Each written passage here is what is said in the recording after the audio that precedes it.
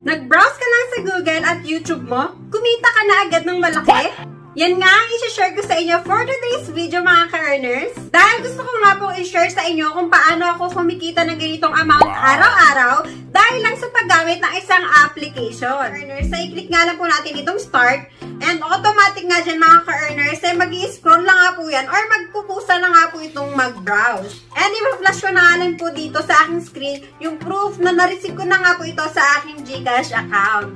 And yan nga yung proof ko mga ka-earners na still paying. Nag-browse ka lang sa Google at YouTube mo? Kumita ka na agad ng malaki?